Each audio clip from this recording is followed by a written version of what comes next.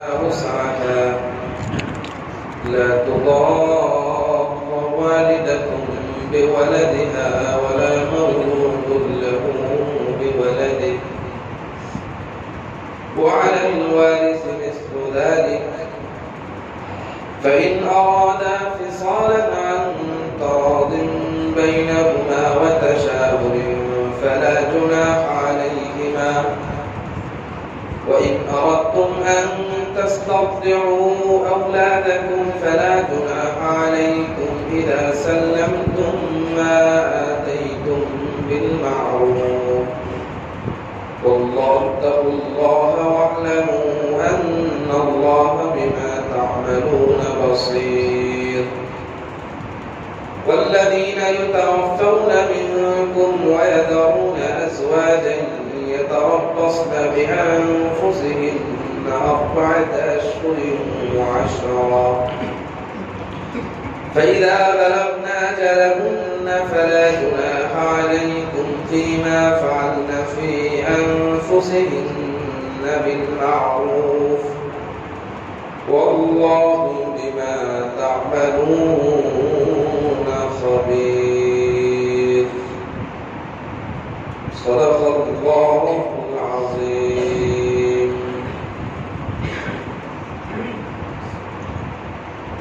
আল্লাহ রাব্বুল আলামিনের দরবারে শুকরিয়া আদায় করি তিনি আমাদেরকে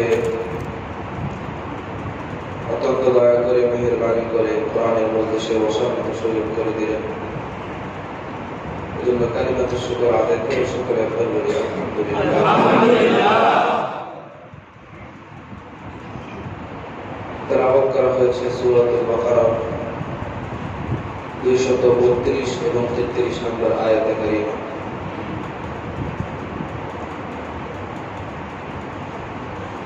আমরা ধারাবাহিকভাবে ইসলামের তালাক সংক্রান্ত বিধান নিয়ে আলোচনা করে আসছিলাম আমরা এই পর্যন্ত যতটুকু আলোচনা করেছি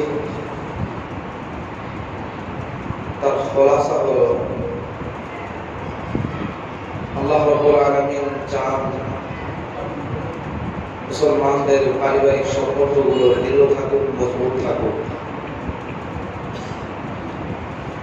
হুটহাট করে পারিবারিক সম্পর্ক ভেঙে যাক বিচ্ছিন্ন হয়ে যাক টুকরো টুকরো হয়ে যাক পরিবারগুলোতে অশান্তি নেমে আসুক বাচ্চাগুলো আমাদের অবহেলায় বড় হোক ছেলে মেয়ে যে যার মতো যেখানে খুশি ঘুরে বেড়াক এমনটা আল্লাহ রাব্বুল আলামিন আমাদের কাছে চান না আশাও করেন না এজন্য তিনি বিধানও সেভাবেই দিয়েছেন তবে যদি আল্লাহর বিধানকে অতিক্রম করার ফলে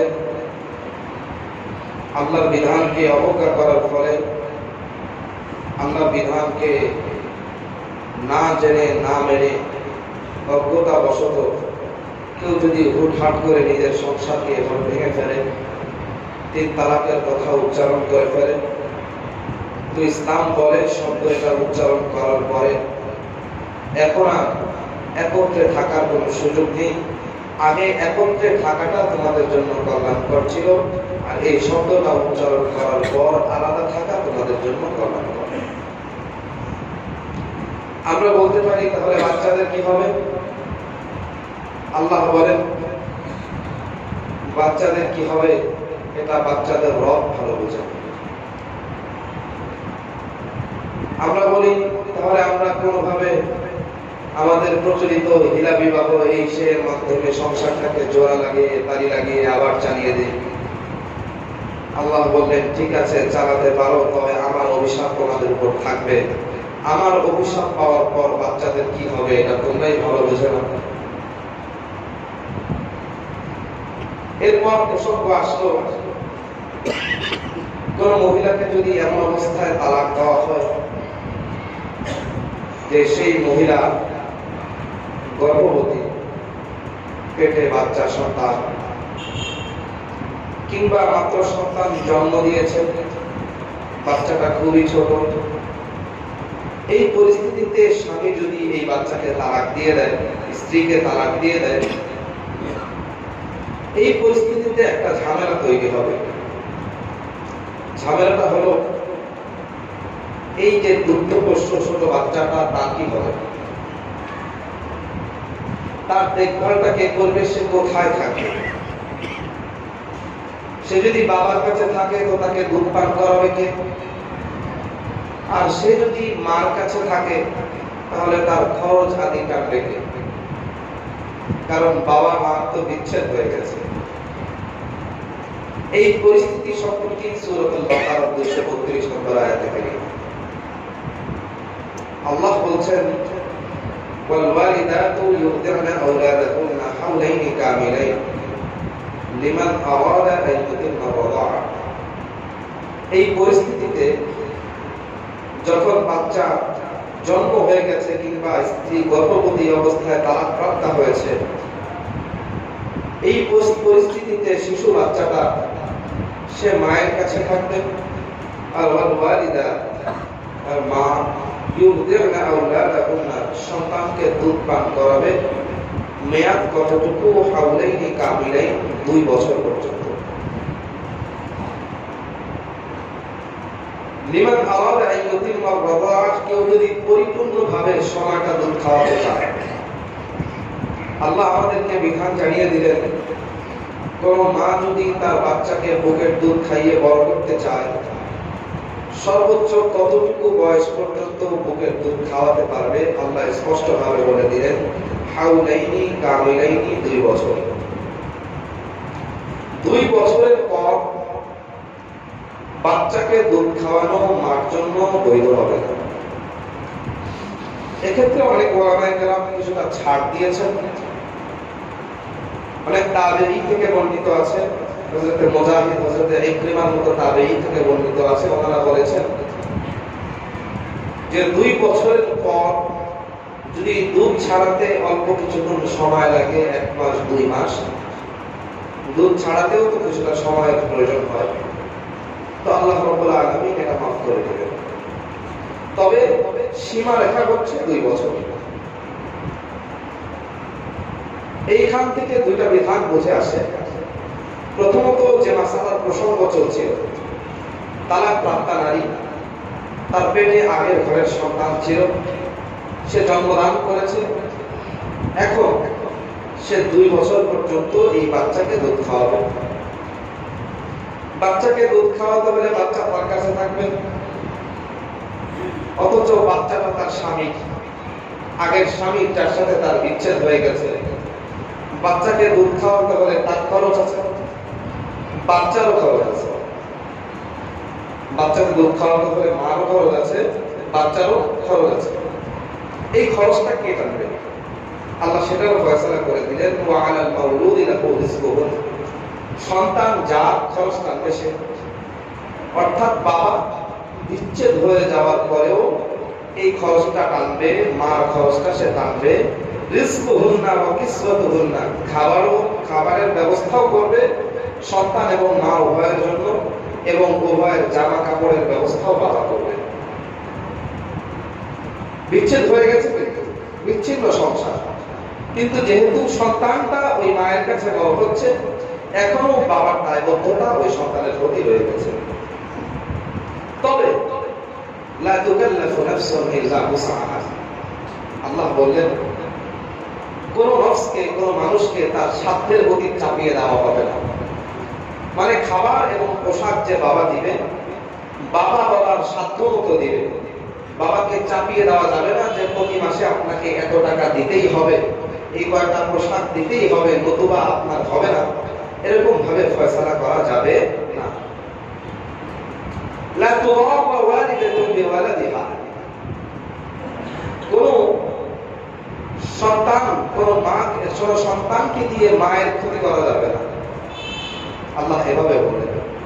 মানে যদি এমন আশঙ্কা হয় যে এই দুগ্ধপ্রচ্ছ বাচ্চাটাকে যদি বাবা ছিনিয়ে নিয়ে আসে এবং অন্য কোনো মায়ের কাছে দুধ পান করাতে দেয়, তো মা তিনি মানসিকভাবে অনেকটা আঘাত পাওয়ার কারণে তার ক্ষতি হয়ে যাবে, তো এই কাজটা তখন পিতা করতে পারবে না। ওয়ালা মাউলুদুন লাহু বিওয়ালাদি, একই রকম ভাবে মা যদি হঠাৎের উপর এই সন্তানটাকে বাবার হাতে বুঝিয়ে দেয়, তো বাবা এই সন্তানের দুধ পান করানোর যে খরচ, এই খরচটা তো তার বহন করার যদি সামর্থ্য না থাকে, তাহলে এই পরিস্থিতিতে মাও এই বাচ্চাটাকে বাবার হাতে তুলে দিবে না। কারণ তখন বাবার ক্ষতি হবে, আর ছিনিয়ে নিয়ে গেলে মার ক্ষতি হবে। আল্লাহ বললেন তালাক হয়ে গেছে, সম্পর্ক বিচ্ছেদ হয়ে গেছে, কিন্তু তোমাদের মধ্যে এমন সম্পর্ক হয়নি যে তোমরা একজন একজনের ক্ষতি করবে। এই পরিস্থিতিতেও তোমরা কেউ কারো ক্ষতি করতে পারবে না। উভয়ের দিকটা লক্ষ্য করে চলবে। আর উভয়ের পরিবার, বাবার পরিবার, মায়ের পরিবার, তাদের কর্তব্য একই রকম। তারাও এই বিষয়টা যেন সুন্দরভাবে শেষ হয়, এই ব্যাপারে তারা লক্ষ্য করে। এরপর কিছুদিন দুধ পান করানোর পর যদি উভয়ে মিলে সিদ্ধান্ত নেয় যে এখন দুধ ছাড়ানো যায়, উভয় পরামর্শ করে সিদ্ধান্ত নিল, তখন আর কোনো সমস্যা নেই। যদি তোমরা পরস্পর হককে, অধিকারকে সঠিকভাবে আদায় করতে পারো।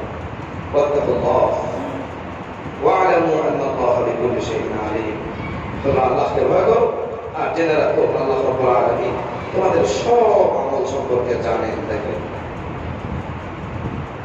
এই আয়াতে কারিমার বিশ্লেষণের মধ্যে কয়েকটা মাসআলা সামনে আসে। সর্বপ্রথম হচ্ছে মাসআলায়ে রিযা, দুধ পান করানো সংক্রান্ত মাসআলা। ইসলাম বলে কোন মহিলা যদি কোন সন্তানকে দুধ পান করায়, তাহলে ওই সন্তানের সাথে ওই মায়ের দুধ মার সম্পর্ক হয়ে যায়। এটাকে বলা হয় হুরমাতে রিযা। নিজের মাকে যেমন এই সন্তান বিয়ে করতে পারে না, এই মাকেও এই সন্তান পরবর্তীতে বিয়ে করতে পারবে না। নিজের ফুফুকে যেমন এই সন্তান বিয়ে করতে পারে না, দুধ ফুফুকেও এই সন্তান বিয়ে করতে পারবে না। নিজের খালাকে যেমন এই সন্তান বিয়ে করতে পারে না, দুধ খালাকেও এই সন্তান বিয়ে করতে পারে না। নিজের বোনকে যেমন এই সন্তান বিয়ে করতে পারে না, দুধ বোনকেও এই সন্তান বিয়ে করতে পারে না। নিজের দাদি নানিকে যেমন সন্তান বিয়ে করতে পারে না, ঠিক তেমনই দুধ নানি, দুধ দাদিকেও এই সন্তান বিয়ে করতে পারে না। নবী আলাইহিস সালাম বলেন, ইউহরামু মিনার রাযাই মা ইউহরামু মিনান নাসাল। একটা সন্তান সে কোন মায়ের পেটে জন্মগ্রহণ করলে যেরকম উভয় দিক থেকে তার জন্য অনেকগুলো মানুষ হারাম হয়ে যায় বিয়ে করা, ঠিক তেমনি একটা সন্তান যখন একটা মায়ের দুধ পান করে, ওই দুধ পান করার দ্বারা ওই মায়ের আশপাশের অনেকগুলো আত্মীয় তার জন্য হারাম হয়ে যায়। বুঝে আসছে কথা? এই বিধান আল্লাহ রাব্বুল আলামিন দিলেন। কেন দিলেন? কারণ মায়ের দুধ এটা যখন কোন সন্তানের পেটের মধ্যে যায়, মা এবং সন্তানের মধ্যে এমন একটা সম্পর্ক তৈরি হয়, তখন কেমন যেন সন্তানটা মায়ের নিজের শরীরেরই একটা অংশে পরিণত হয়ে যায়। কারণ আমরা তো দেখি দুধ, কিন্তু এই দুধটা সাধারণ কোন দুধ নয়। এটা আল্লাহ রাব্বুল আলামিনের পক্ষ থেকে বনি আদমের জন্য রিজিকের ব্যবস্থা আল্লাহ রাব্বুল আলামিন যেভাবে করে রেখেছেন, সেই ফয়সালা অনুযায়ী আল্লাহর পক্ষ থেকে মায়ের স্তনের মধ্যে আসে। বড় আজীব কাইফিয়ত। জন্ম দেওয়ার আগেও থাকে না, আবার দীর্ঘদিন পরেও থাকে না। যতক্ষণ পর্যন্ত এই বাচ্চাটার জন্য খাওয়ার বয়স থাকে, ততক্ষণ কতদিন পর্যন্ত এই মায়ের বুকে পর্যাপ্ত দুধ থাকে। যখন বয়স চলে যায়, মায়ের বুকের দুধ চলে যায়। বোঝা যায় এই রিজিকটা আল্লাহ রাব্বুল আলামিনের পক্ষ থেকে ফয়সালাকৃত, এবং এই রিজিকটা আল্লাহ রাব্বুল আলামিন মায়ের রক্ত এবং গোশত থেকে নিশ্চিত করে সন্তানের বুকের মধ্যে ঢুকিয়ে দেন। আল্লাহ এত দয়া, এত মায়া, এত সিস্টেম করে রব্বুল আলামিন আমাদেরকে দুনিয়াতে এনেছেন। তো দুধটা হচ্ছে মায়ের শরীরের যেন একটা অংশ। এই দুধটা যখন কোন শিশু বাচ্চা পান করে, তখন তার সাথে এই মায়ের হুরমতের সম্পর্ক কায়েম হয়ে যায়। একজন একজনের অংশ হয়ে যায়, একজন একজনের অংশ হয়ে যায়। একজন একজনের যখন অংশ হয়ে যায়, তখন পরস্পরের মধ্যে আর বিবাহ সম্পর্ক এগুলো করার বৈধতা থাকে না। ইসলাম আমাদেরকে যে বিধান দিয়েছে সে বিধান অনুযায়ী দুধ মা আর আপন মা একই রকম বিধান। দুধ মার যে হুকুম আপন মারও একই হুকুম, দুধ মার যে বিধান আপন মারও একই বিধান, এবং দুধ মার যে সম্মান আপন মারও একই রকম সম্মান। উভয়কে সম্মান দিয়েছে। তবে আপন মার ক্ষেত্রে বলা হয়েছে যে সন্তান দুনিয়ার সমস্ত কিছু ব্যয় করে দিলে, সন্তান যদি দুনিয়ার সমস্ত কিছু ব্যয় করে দেয় তবুও মায়ের ঋণ শোধ করতে পারবে না, এটা ইসলামের নির্দেশনা। কিন্তু দুধ মায়ের ক্ষেত্রে বলা হয়েছে সন্তান যদি মৃত্যু পর্যন্ত তার সেবা করে এবং তার সেবার ব্যবস্থা করে তাহলে দুধ মার হক সন্তানের পক্ষ থেকে আদায় হয়ে যায়। এখানে পার্থক্য রাখা হয়েছে। রাসূলুল্লাহ সাল্লাল্লাহু আলাইহি ওয়াসাল্লাম একদিন বসেছিলেন, সাহাবীরা দেখলেন হঠাৎ একজন মহিলা এসেছেন। নবী আলাইহিস সালাতু ওয়াস সালাম উঠে দাঁড়িয়ে গেলেন, নিজের চাদর মোবারককে খুলে বিছিয়ে দিলেন, মহিলা চাদরের উপর বসলো। নবী আলাইহিস সালাতু ওয়াস সালামের সাথে কিছুক্ষণ কথা বললো, এরপর মহিলা চলে গেল। নবী আলাইহিস সালাতু ওয়াস সালাম চাদর তুলে নিলেন। সাহাবারা জিজ্ঞাসা করলেন, ইয়া রাসূলুল্লাহ মান হাদিহিল মারআ, এই মহিলাটাকে যাকে আমরা দেখলাম, যাকে আপনি ইজ্জত আর ইহতিরামের সাথে নিজের গায়ের চাদরটা খুলে বিছিয়ে দিলেন, তার জন্য নবী আলাইহিস সালাম জবাব দিলেন, ইনহা হালিমাতুস সাদিয়া, এই হচ্ছে হালিমা সাদিয়া রাদিয়াল্লাহু আনহা, যিনি আমাকে শৈশবে দুধ পান করিয়েছেন। নবী আলাইহিস সালাম সম্মান করেছেন, এভাবে মর্যাদা এবং ইজ্জত দিয়েছেন। এজন্য দুধ মা এবং আপন মার বিধান এক। এখানে উভয়ের মধ্যে পূর্ণদের সম্পর্ক সাব্যস্ত হয়ে যায়। আর একটা বিষয়ে আয়াতে কারিমা ইঙ্গিত করে, ইসলাম বাচ্চাকে বুকের দুধ পান করানোর ব্যাপারে প্রচন্ড ভাবে উদ্বুদ্ধ করে। এজন্যই ইসলাম বলতো শুধুমাত্র দুধ পান করানোর স্বার্থে, বুকের দুধ পান করানোর স্বার্থে তালাক হয়ে যাওয়ার পরেও একটা দীর্ঘ সময় বাচ্চা মায়ের কাছে থাকবে, স্বামী সেই খরচ চালাবে, উভয়ের মাঝে বিচ্ছেদ হয়ে যাওয়ার পর একটা সম্পর্ক থাকবে। স্বার্থ কোনটা? স্বার্থ একটাই, শুধুমাত্র বাচ্চাকে বুকের দুধ পান করানো। এরপরে আয়াতের পরবর্তী অংশে আল্লাহ আবার বলছেন যে তোমরা যদি নিজেরা সিদ্ধান্ত নাও যে আপন মা থেকে দুধ পান করাবে না, বরং অন্য মাকে দিয়ে দুধ পান করাবে, কোন দুধ মা রেখে দুধ পান করাবে, তো ফালা জুনাহ আলাইকুম, তোমাদের জন্য কোনো সমস্যা নেই। মানে তোমরা যদি সিদ্ধান্ত নাও যে না আপন মার দুধ খাবে না, তবুও বাচ্চা যেন অন্য কোনো মায়ের দুধ খায়, মানে বাহিরের খাবার যেন না খায়, বাচ্চার উপযুক্ত বয়স পর্যন্ত বাচ্চা যেন দুধটাই পান করে। ইসলাম বুকের দুধের প্রতি উদ্বুদ্ধ করবে, যেটা আজকের সায়েন্স, আজকের বিজ্ঞান বলে দিয়েছে মায়ের দুধের কোনো বিকল্প হয় না। আল্লাহ রাব্বুল আলামিন বিধানটাকে আমাদের জন্য এমন ভাবে সাজিয়েছেন যেন ওই সবচেয়ে উপকারী জিনিসটা থেকে আমরা কখনো মাহরুম না হই, এমন চমৎকার বিধান দিয়ে আল্লাহ সাজিয়েছেন। তবে এখানে একটা মাসআলা জানার বিষয়, সেটা হচ্ছে যদি এই 2 বছর পর্যন্ত তো মা সন্তানকে দুধ পান করাতে পারে, এরপরে সন্তানের বয়স যখন 2 এর বেশি হয়ে যায়, 3, 4, 5 এবং এ থেকে নিয়ে মৃত্যু পর্যন্ত যত বয়স হোক না কেন, 2 এর পরে 2 বছর বয়সের পরে এই সন্তান যদি অন্য কোনো মহিলার দুধ খায়, তাহলে এই সন্তানের সাথে আর কোন মহিলা দুধ মায়ের সম্পর্ক স্থাপন হয় না। দুধ মায়ের সম্পর্কটা শুধুমাত্র 2 বছর পর্যন্ত সীমাবদ্ধ। 2 বছরের পরে বড় হয়ে যাওয়ার পরে সন্তান যদি অন্য কোনো মহিলার দুধ খায়, তো এই সন্তানের সাথে তখন আর কোনো হুরমতের সম্পর্ক, কখনো হারামের সম্পর্কটা কায়েম হয় না, ওই মহিলা আর এই সন্তানের দুধ মা হয়। তো দুধ মা হওয়ার বিধানটা শুধুমাত্র 2 বছরের মধ্যে সীমাবদ্ধ। 2 বছরের পরে আর দুধ মা হওয়ার বিধান বাকি থাকে না। এই বিষয়টা লক্ষণীয়। এবং আরো একটা বিষয়, যদি একজন মহিলার বউ একাধিক সন্তান বাচ্চারা পান করে, কোন মহিলা এরকম যিনি বাচ্চাদেরকে দুধ পান করেন, মুখ দেওয়া বলা হয় আরবিতে, যে একাধিক বাচ্চাকে দুধ পান করিয়েছেন, অমুক বাড়ির এক বাচ্চা, তমুক বাড়ির ওই এক বাচ্চা, তমুক বাড়ির আরেক বাচ্চা, তো স্বাভাবিকভাবে এক মায়ের গর্ভে জন্ম ধারণ করলে যেমন এই বাচ্চারা ভাই বোন হতো, ঠিক তেমনি একই মায়ের দুধ দান করার কারণে এই সমস্ত বাচ্চারা ভাই বোন হবে, এদের মধ্যে আপোষে আর কোনো বিবাহ হবে না। এক বিধান। আরেক বিধান হচ্ছে, যদি মায়ের দুধ পান না করে একাধিক ব্যক্তি, একাধিক বাচ্চা কোন পশুর দুধ পান করে, বুঝলেন, এক গরুর দুধ 3টা বাচ্চা পান করছে, তাহলে তাদের মধ্যে আবার কোন ভাই বোনের সম্পর্ক হবে না। বুঝতে পারছেন তো? এক মায়ের দুধ পান করলে ভাই বোন, এক গরুর দুধ পান করলে ভাই বোন। এটা নিয়ে আমাদের মধ্যে কুসংস্কার জারি আছে। এক বান্দা সেদিন আমাদের ফোন করছে, হুজুর দুধ খেয়ে রাখছিলাম, অল্প তো ছিল, আমার ভাই খেয়ে ফেলছে, এখন আমার আম্মা কইতেছে আমরা ভাই বোন হয়ে গেছি। আগে পেলাম গরু কি তোমার আম্মাকে খাও?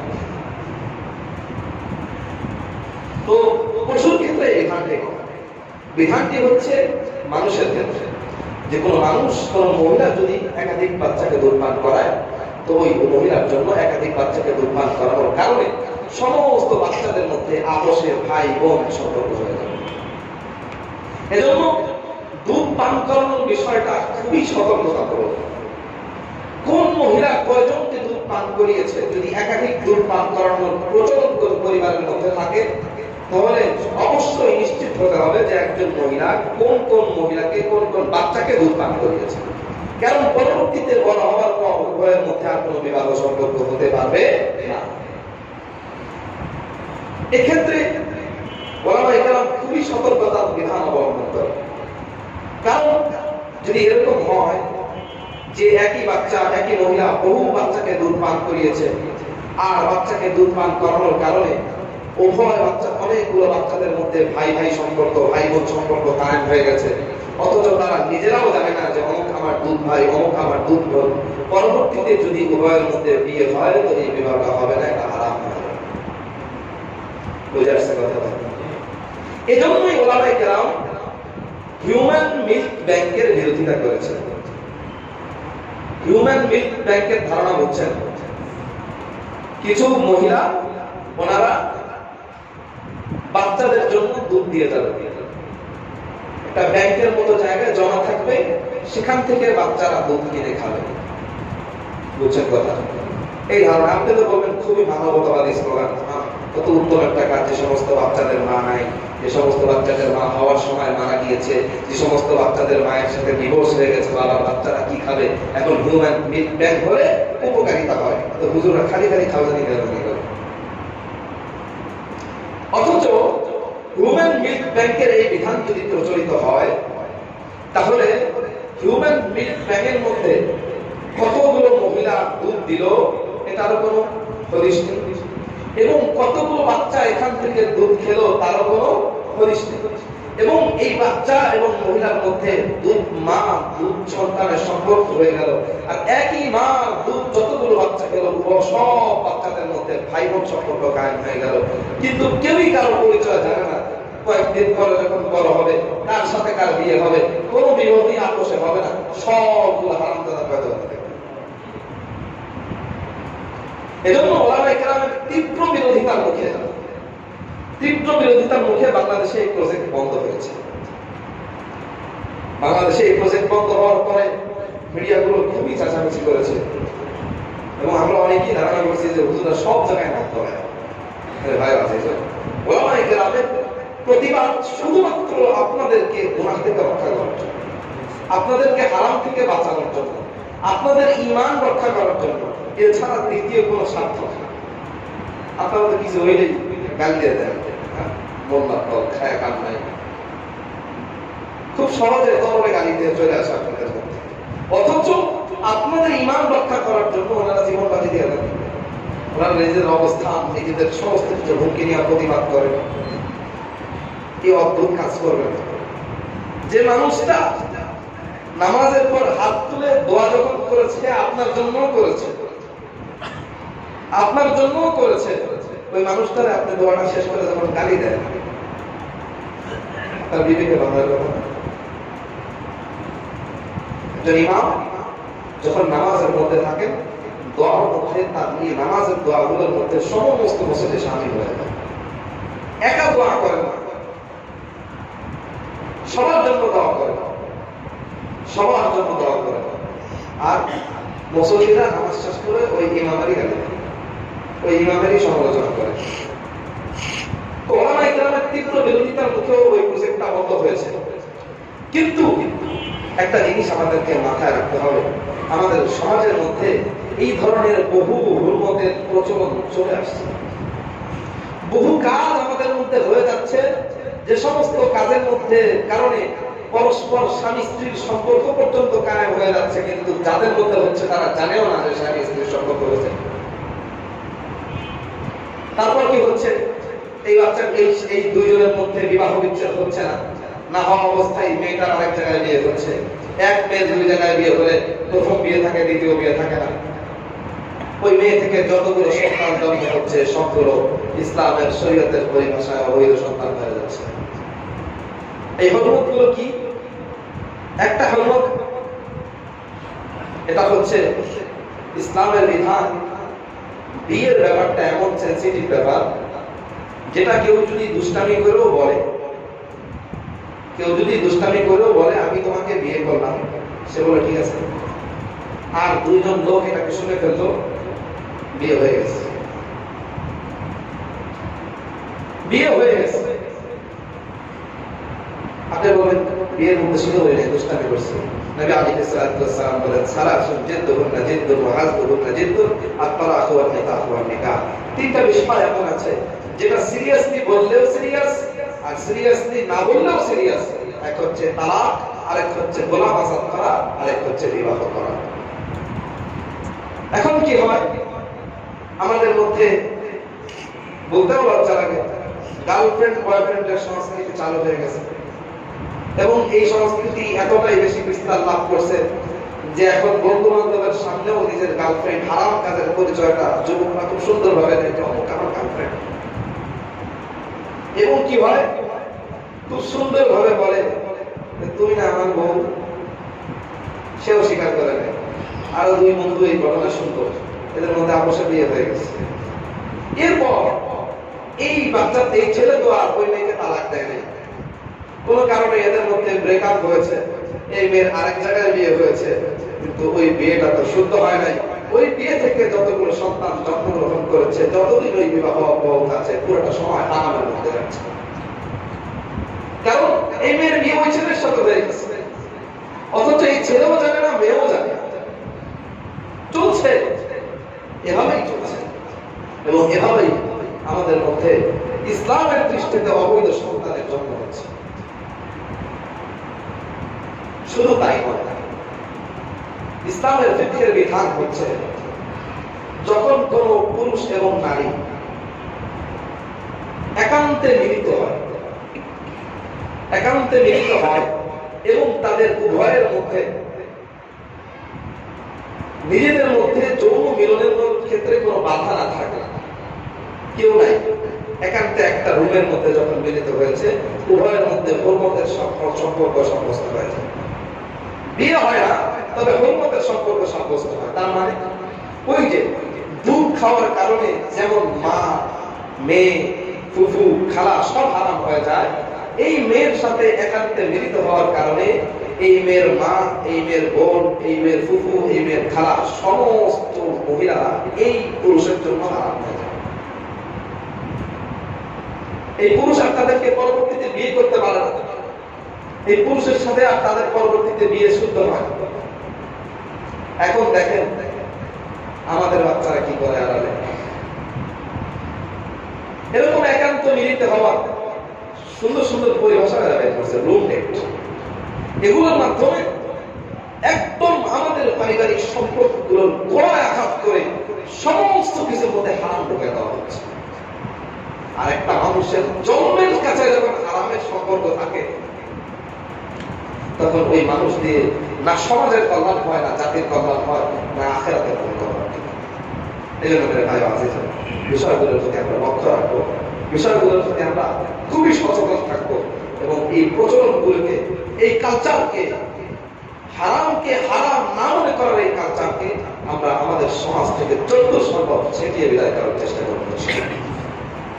পরবর্তী আয়াতে আল্লাহ রাব্বুল আলামিন বলছেন, ওয়াল্লাযীনা ইয়াতাওয়াফাউনা মিনকুম, তোমাদের মধ্য থেকে যারা মারা গেল, ওয়া ইয়াযাউনা আজওয়াজা, এবং স্ত্রী রেখে গেল।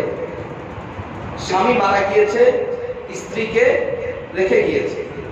ইয়াতাওয়াফাসনা বিআনফুসিহিন্না আরবাআতা আশহুরিন ওয়া আশরা, এই স্ত্রীর জন্য কর্তব্য হলো 4 মাস 10 দিন ইদ্দত পালন করা। বুঝতে পারছেন কথা? স্বামী মারা গিয়েছে, স্ত্রী বেঁচে আছে। স্বামী মারা যাওয়ার দিন থেকে 4 মাস 10 দিন পর্যন্ত এই মহিলা ইদ্দত পালন করবে। ইদ্দত পালন করার মানে কি? ইদ্দত পালন করার মানে হচ্ছে 4 মাস 10 দিন পর্যন্ত এই মহিলা নিজের ঘরে অবস্থান করবে, একান্ত প্রয়োজন ছাড়া ঘর থেকে বের হবে না। আর যদি একান্ত প্রয়োজনই থাকে তাহলে দিনের বেলায় ঘর থেকে বের হবে। একান্ত প্রয়োজন যেমন ডাক্তার দেখানো, হাসপাতালে যাওয়া, এরকম একান্ত প্রয়োজন যদি হয় যেটা পূরণ করা ঘরের মধ্যে বসে সম্ভব নয়, তাহলে এই পরিস্থিতিতে ওই মহিলা বাহির যেতে পারে। তবে ইসলাম বলে যদি বাধ্য হয়ে যেতে হয় দিনের বেলায় যাবে। আর এই 4 মাস 10 দিন সময় সে তার সৌন্দর্য প্রকাশকে বন্ধ করে দিবে। মানে তার শরীরে যত গহনাগুলো থাকে, যে গহনাগুলো সৌন্দর্য প্রকাশ করে, 4 মাস 10 দিনের জন্য সে এই গহনাগুলোকে খুলে রাখবে। এবং তার যে দামি পোশাকগুলো আছে, যে পোশাকগুলো পরে সে সম্ভ্রান্ত সমাজে যায়, যে পোশাকগুলো পরে সে তার সৌন্দর্য বহিঃপ্রকাশ ঘটায়, এই সমস্ত পোশাকগুলোকেও সে পরিত্যাগ করবে। সাদা সিধা পোশাক পরিধান করবে। বুঝতে পারছেন ইদ্দতের বিধান? বাহিরে যেতে পারবে না, অলংকার রাখতে পারবে না, সাজতে পারবে না। 4 মাস 10 দিন পর্যন্ত এই মহিলা ঘরে অবস্থান করবে। কেন? যৌক্তিকতা। প্রথম কথা হচ্ছে, স্বামী যখন মারা গেল, এই মহিলার গর্ভে ওই স্বামীর সন্তান থাকার সম্ভাবনা আছে। যদি স্বামীর সন্তান তার পেটে থেকে যায়, তাহলে এই মহিলা, এই পেটের যে সন্তান, এই সন্তানের বাবা তার আগের স্বামী। কিন্তু যদি এই 4 মাস 10 দিন অপেক্ষা না করে এই মহিলা যখন অন্যত্র যদি বিয়ে হয়ে যায় আর পেটের যদি সন্তান থেকে যায়, পরবর্তীতে এই সন্তানের বাবা কি পরের স্বামী নাকি আগের স্বামী, এটা নিয়ে নানা রকম বিবাদ তৈরি হয়ে যাবে। একটা সন্তানের জন্মের মধ্যে সমস্যা হয়ে যাবে।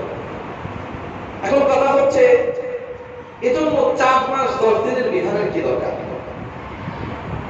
একটা মেয়ের পেটে সন্তান আছে কি নাই একবার মিস করলেই তো বোঝা যায়, তাই না? একবার মিস করলেই তো বোঝা যায় যে সন্তান আছে নাকি না। যদি মিস করে তাহলে না আছে, আর যদি মিস না করে স্বাভাবিক প্রক্রিয়া মাসিক চলতে থাকে তাহলে নাই। ভাই আজিজ, আল্লাহ রাব্বুল আলামিন বড় প্রজ্ঞাবান, তিনি এখানে বিধান রেখেছেন। আল্লাহ বললেন, দেখো মেয়েদের মধ্যে তো এমন মহিলাও আছে যাদের মাসিকটা অনিয়মিত হয়। হয়তো তার এই মাসে মাসিকটা বন্ধ আছে, পরের মাসে হবে, কিন্তু সে যদি মনে করে যে আমার পেটে সন্তান চলে আসছে, তো ঝামেলায় পড়ে যাবে। এজন্য রব্বুল আলামিন বিধান দিয়ে দিলেন 4 মাস 10 দিন। আচ্ছা, 4 মাস 10 দিন কেন? হযরত ইবনে মাসউদ রাদিয়াল্লাহু তাআলা আনহু বলেন যে ইন্নাকুম খুলিকতুম ফি আরহামি উম্মিকুম মা 40 ইয়াওমান, তোমরা তোমাদের মায়ের গর্ভে 40 দিন পানি অবস্থায় থাকো, তারপরে তোমাদের এই পানি অবস্থাটা 40 দিন পর্যন্ত অব্যাহত থাকে। এরপর ওই পানিটা রক্তপিণ্ডে পরিণত হয়, এভাবে 40 দিন অব্যাহত থাকে। এরপর এই রক্তপিণ্ডটা গোশতপিণ্ডে পরিণত হয়, এভাবে 40 দিন পর্যন্ত অব্যাহত থাকে। এরপর এই গোশতপিণ্ডের মধ্যে আল্লাহ রাব্বুল আলামিন জান দেওয়ার জন্য ফেরেশতাকে পাঠান, ফেরেশতা এটার মধ্যে জান দেয়। এরপর এখান থেকে বাচ্চা নাড়াচাড়া করতে শুরু করে। কয় 40 দিন? পানি অবস্থায় 40 দিন, রক্ত অবস্থায় 40 দিন, গোশত অবস্থায় 40 দিন। এরপরে কি আসে? তো কয়দিন হলো? 120 দিন। 4 মাসে কয়দিন হয়? হতে পারে কোন মহিলার অনিয়মিত মাসিক, তার সমস্যা। কিন্তু যখন একটা বাচ্চার বয়স 4 মাস 10 দিন হয়ে যাবে, তার মানে হচ্ছে ওই বাচ্চাটার মধ্যে প্রাণ চলে আসবে, নাড়াচাড়া সে করতে শুরু করবে, এবং মহিলার অন্য কারণে কোনো সমস্যা থাকলেও সে অনুভব করতে পারবে যে পেটের মধ্যে কি আছে, বাচ্চা আছে। এই হচ্ছে প্রথম দিক, এক হিকমত। দ্বিতীয় আরেক হিকমত হচ্ছে, স্বামী যখন মারা গিয়েছে এই মহিলার মধ্যে শোক কাজ করতেছে, শোকের অবস্থায় আছে। এই অবস্থায় তিনি যদি স্বাভাবিকভাবে সাজসজ্জা গ্রহণ করেন এবং স্বাভাবিকভাবে জীবন যাপন করেন, বাহিরে যান, ঘুরেন ফিরেন, তো এই মহিলাকে অন্য পুরুষ দেখবে, দেখার পরে এই মহিলার প্রতি আকর্ষণ বোধ করবে এবং বিয়ের প্রস্তাব দেবে। বিয়ের প্রস্তাব দেবে। বিয়ের প্রস্তাব দিলে কি হবে? তার স্বামী মারা গিয়েছে অল্প কিছুদিন আগে, স্বামীর শোকটা এখনো পর্যন্ত তার মন থেকে কেটে উঠতে পারে নাই। এর মধ্যে যখন আরেকজন পুরুষ বিয়ের প্রস্তাব দেবে, সে আঘাত পায়, সে কষ্ট পাবে, সে স্বাভাবিক এখন বলতে পারে। এজন্য ইসলাম বলেছে ওয়েট করো, 4 মাস 10 দিন অতিবাহিত হোক, একটা দীর্ঘ গ্যাপ যাক, মেয়েটা স্বাভাবিক হোক, এরপরে তোমরা তাকে পরবর্তী বিয়ের জন্য প্রস্তুত করো। এজন্য ইসলাম বলল যে সমস্ত অলংকার গুলোকে খুলে রাখো। এজন্য খুলে রাখতে বললো, যদি অলংকার পরা অবস্থায় থাকে তাহলে তাকে অন্য পুরুষ দ্বারা প্রস্তাব দেওয়ার মতো সম্ভাবনা থাকে। আর মেরে ভাই আজিজ, ইসলামী সমাজ ব্যবস্থা এক চমৎকার সমাজ ব্যবস্থা। ইসলামী সমাজ ব্যবস্থা বলে যে কোন নারী স্বামী হারা হয়েছে, স্বামী হওয়ার সাথে সাথে সমাজের আর 4-5টা যোগ্য পুরুষ অপেক্ষায় থাকে যে এই মহিলাটাকে একা এভাবে অসহায় অবস্থায় ছেড়ে দেওয়া যাবে না, বরং তাকে বিয়ে করে একজন স্বামী আশ্রয়ে, একজন অভিভাবকের আশ্রয় নিয়ে আসবে। এজন্য ইসলাম পুরুষকে একাধিক বিবাহের অনুমতি দিয়েছে। এজন্য ইসলাম নারীকেও স্বামী মারা যাওয়ার পরে পরবর্তীতে অন্য জায়গায় বিয়ের সুযোগ করে দিয়েছে। এই সুযোগটা পৃথিবীর আর কোন ধর্ম ব্যবস্থা দেয়নি। বুঝতে পেরেছেন?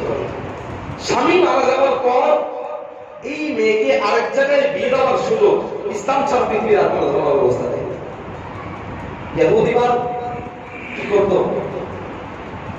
সন্তান যদি স্বামী মারা যেত, এই স্ত্রীকে বন্দী করে রেখে দিত, কোনদিন আর এই মহিলার বিয়ে হতো না। আরবের মুশরিকরা তারা 1 বছর পর্যন্ত একটা আলাদা কুঠুরির মধ্যে এই মহিলাকে আটকে রাখে।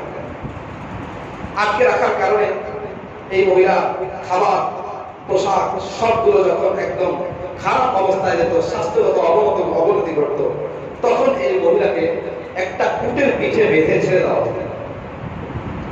উট কোথায় যাবে? মরুভূমির যেখানে যাবে, উটও মরবে। এই ছিল নারীর প্রতি তাদের আচরণ। আর আমাদের উপমহাদেশের ইতিহাস তো আছে, হিন্দু ধর্মের ইতিহাস যারা জানেন সামান্য সম্পর্কে তাদেরও একটা ধারণা আছে। সতীদাহ প্রথা যেটা উপমহাদেশে প্রচলিত ছিল, যে স্বামী মারা গেলে স্ত্রীকে তার সাথে জ্বালায় দেওয়া। এতটা নির্দয় অন্য সমস্ত ধর্ম ব্যবস্থা ওই সমস্ত নারীর প্রতি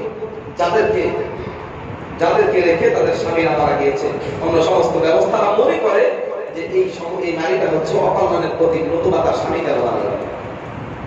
কিন্তু আল্লাহ রাব্বুল আলামিন আমাদেরকে যে চমৎকার বিধান দিলেন, রাব্বুল আলামিন বলে দিলেন যে না, এমনটা নয়, বরং এই মহিলার স্বামী মারা যাবে, 4 মাস 10 দিন অতিক্রম করবে, এরপর ফালা জুনাহা আলাইকুম ফিমা ফাআলনা ফি আনফুসিহিন্না মিন মা'রুফ, তারা নিজেদের ব্যাপারে যে সিদ্ধান্ত নেয়, তারা যদি সিদ্ধান্ত নেয় বিয়ে করবে না, এটাও তাদের মধ্যে কোনো সমস্যা নেই। যদি সিদ্ধান্ত নেয় বিয়ে করবে, এটাও তাদের ক্ষেত্রে কোনো সমস্যা নেই। ইসলাম সুন্দর ব্যবস্থা করে রেখে, এবং এটাই সে নিয়ম ছিল, এটাই নিয়ম ছিল। হযরত ওমর ইবনে খাত্তাব রাদিয়াল্লাহু আনহুর কন্যা উম্মুল মুমিনিন হাফসা বিনত ওমর রাদিয়াল্লাহু আনহা, ওনাকে বিয়ের পরে ওনার স্বামী মারা গেল। ওমর রাদিয়াল্লাহু আনহু চিন্তায় পড়ে গেলেন, মেয়ে স্বামী হারা হয়েছে, বিয়ে করবে কে? গিয়ে ওসমান রাদিয়াল্লাহু আনহুকে প্রস্তাব দিলেন, আমার মেয়ে হাফসা বিধবা হয়ে গেছে, তুমি বিয়ে করো। ওসমান রাদিয়াল্লাহু আনহু বললেন, আমার এখন এই মুহূর্তে বিয়ের প্রয়োজন নেই। ওমর রাদিয়াল্লাহু আনহু কিছুটা কষ্ট পেলেন, খুব বেশি অভিমান করলেন না, চলে আসলেন। চিন্তা করলেন পরবর্তী প্রস্তাব কাকে দেওয়া যায়। পরবর্তী প্রস্তাব তিনি গিয়ে আবু বকর সিদ্দিক রাদিয়াল্লাহু আনহুকে দিলেন, আমার মেয়ে হাফসা স্বামী হারা হয়েছে, আপনি তাকে গ্রহণ করে নিন। আবু বকর রাদিয়াল্লাহু আনহু চুপ থাকলেন, না হা বললেন না না বললেন, আস্তে করে চলে গেলেন। ওমর রাদিয়াল্লাহু আনহু মনের মধ্যে খুব চোট পেলেন যে আমার বিধবা মেয়েটাকে এভাবে অবজ্ঞা করছে তোমরা। কষ্ট পেয়ে চোখের পানি চলে আসলো। নবী আলাইহিস সালাতু ওয়াস সালামের কাছে গিয়ে অভিযোগ করলেন, ইয়া রাসূলুল্লাহ, আমি ওসমানের কাছে আমার মেয়ে হাফসাকে বিয়ের জন্য আবদার করেছিলাম। ওসমান বলল তার কোনো দরকার নাই। ভাই আবু বকর সিদ্দিককে বলেছি, তিনি চুপ করেছিলেন, হাও বলেননি নাও বলেননি। নবী আলাইহিস সালাতু ওয়াস সালাম বললেন, জিবরীল কিছুক্ষণ আগে আমাকে এসে দিয়ে গেছে যে তোমার মেয়ে হাফসা আল্লাহ রাব্বুল আলামিন ফয়সালা করেছেন, আল্লাহ রাব্বুল আলামিন ফয়সালা করে দিয়েছেন যে আমি যেন তাকে বিয়ে করে দেই। বিয়ে হয়ে গেল। পরবর্তীতে আবু বকর রাদিয়াল্লাহু আনহুর সাথে ওমর রাদিয়াল্লাহু আনহু দেখা। আবু বকর সিদ্দিক রাদিয়াল্লাহু আনহু বললেন, দেখো ভাই ওমর, সেদিন আমি চুপ করেছিলাম, তুমি মনে কষ্ট পেয়েছো, কিন্তু আমি দেখেছি রাসূল সাল্লাল্লাহু আলাইহি ওয়াসাল্লাম তোমার মেয়ে হাফসাকে নিয়ে চিন্তা করছিলেন। যতক্ষণ পর্যন্ত নবী আলাইহিস সালাম চিন্তা করছেন, ততক্ষণ পর্যন্ত আমি আবু বকরের কথা বলার কোনো সুযোগ থাকে না, এজন্য আমি চুপ ছিলাম। আমার নিয়ত ছিল যে নবী আলাইহিস সালাম তাকে বিয়ে না করেন, তা আমি তাকে বিয়ে করব। ইসলাম এখানে বিয়ের ক্ষেত্রে যৌনতাকে কোনো ইম্পর্টেন্ট বিষয় ভাবে না। ইসলাম ভেবেছে একটা নারী অভিভাবকহীন থাকতে পারে না, একটা নারী সমাজের মধ্যে অসহায় ভাবে থাকতে পারে না। ইসলাম এই দৃষ্টিকোণ থেকে একাধিক বিবাহকে দেখেছে। ইসলাম এই দৃষ্টিকোণ থেকেই একজন স্বামী একজন বিধবা নারীর পরবর্তী বিবাহকে দেখেছে। এই বিধান তো আমাদের মধ্যে প্রচলিত নয়। এই বিধান আমাদের মধ্যে প্রচলিত নয়। একটা মেয়ে সে যদি কম বয়স্ক অবস্থাও বিধবা হয় কিংবা তালাকপ্রাপ্ত হয়, আমাদের সমাজে দ্বিতীয় বিয়েটা দেওয়ার জন্য কি যে কষ্ট অভিভাবকদের করতে হয়, যার ঘরে আছে সে জানে। কেন? ইসলামী সমাজ ব্যবস্থা থেকে দূরে সরে আসার কারণে। ইসলামী সমাজ ব্যবস্থা একটা মেয়ের একাধিক বিয়েকে কোন রকম ভাবে ত্রুটি মনে করে না। এটা কোনো ত্রুটি নয় তার মধ্যে। কারণ বিয়ের উদ্দেশ্য তো পরস্পরের মধ্যে সৌহার্দ্যপূর্ণ সম্পর্ক, পরস্পর মিলে আল্লাহ রাব্বুল আলামিনের বিধানকে বাস্তবায়ন করার সম্পর্ক। এটার সাথে যৌনতার সম্পর্ক খুবই ন্যূনতম, খুবই কম। আল্লাহ রাব্বুল আলামিন আমাদের সমাজের মধ্যে কবে ইসলামী জীবন বিচার ব্যবস্থা, ইসলামী সমাজ ব্যবস্থা দিবেন আর আমরা সুফল ভোগ করতে পারবো, এটা এখন বইরা এটার সিস্টেম বোঝানোর উপায় নেই। আল্লাহ আমাদেরকে সেই নিয়ামতকে উপলব্ধি করার মতো সুযোগ দান করেন, তৌফিক দান করেন। আমিন। ওয়া আখিরু দাওয়ানা আলহামদুলিল্লাহি রাব্বিল আলামিন।